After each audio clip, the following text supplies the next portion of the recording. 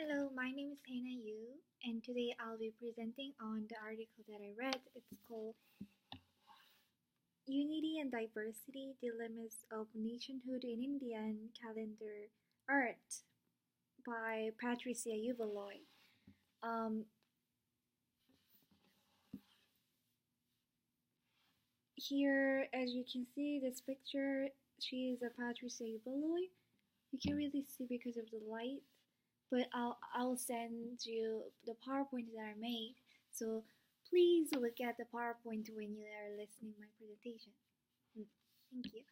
And so she was born in Canberra, Australia, but she has lived and worked in India for almost 50 years.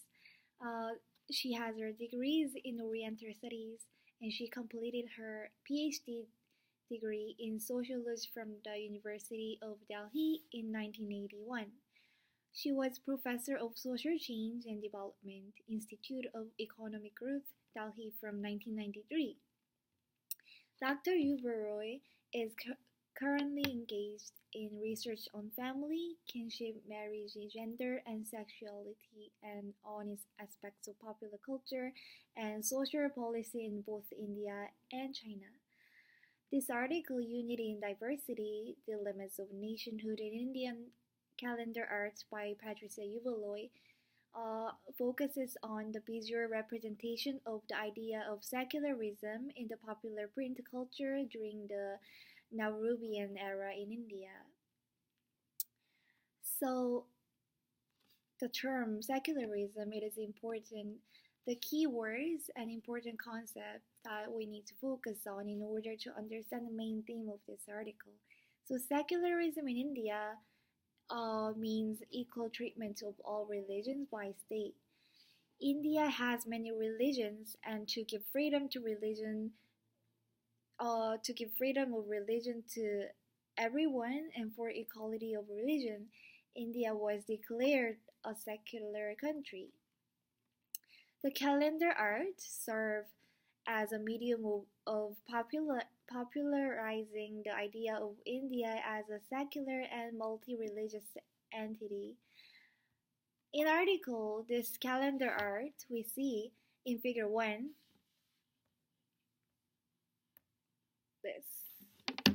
this is what's there in figure 1.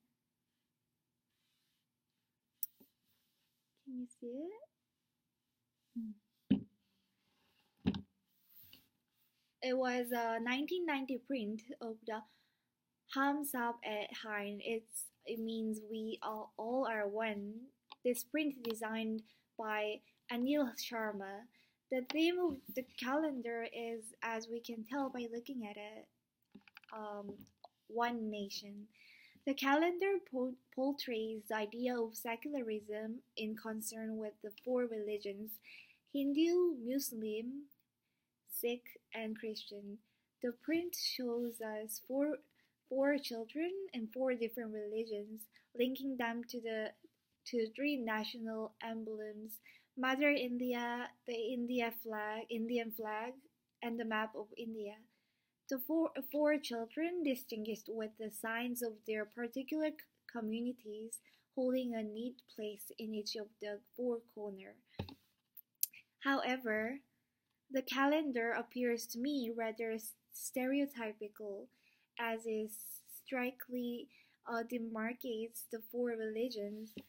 The Muslim boy has purposely been demarcated by the typical cap worn by Muslims in India, also called fez.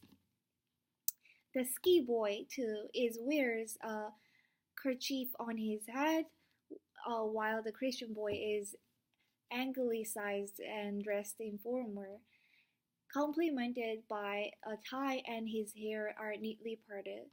And the Hindu boy, however, with his hair left in their natural appearance. In the center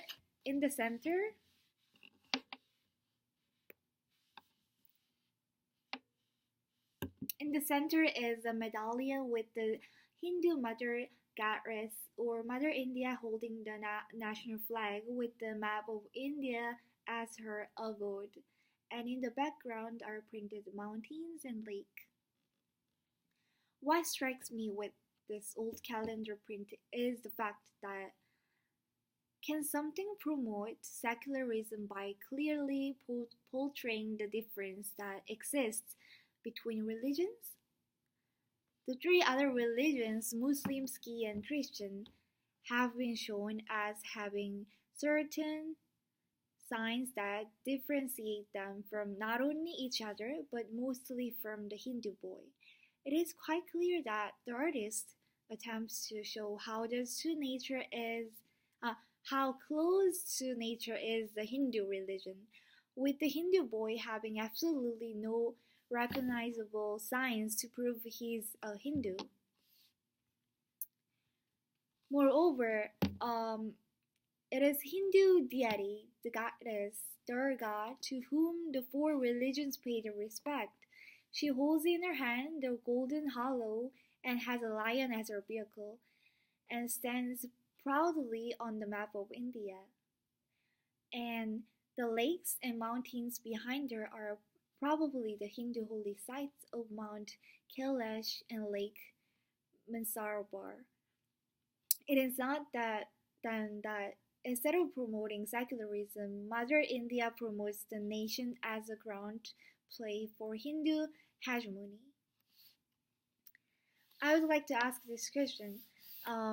What was the impact of this Indian calendar art? I believe that a picture speaks thousand words here.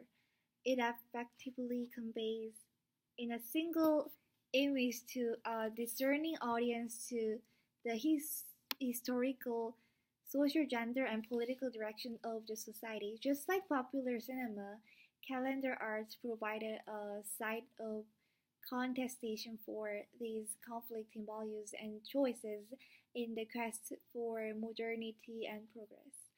We can think about India calendar art in a political context. It served a fancy and colorful cover over the hegemony of the Hindu religion. Instead of promoting secularism and passing the great moral message of unity in diversity, this 1990 print alienates the religions from each other and shows the nation to be a Hindu nation. This gives rise to a question: is India really secular? Is standing by the definition of secularism enough for our country? Um, Through the course, we constantly consider the relationship between religions and popular culture, and this article helps us to have a closer look into how South Asia religions are represented and transformed through calendar art. And the article teaches us that why it's important to think about how our religious images and ideas explored in print media.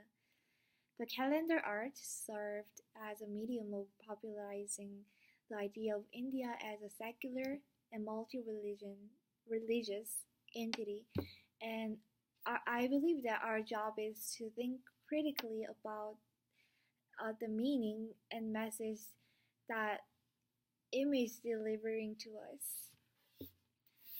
Thank you for listening my presentation, and I have to show you this on the last slide.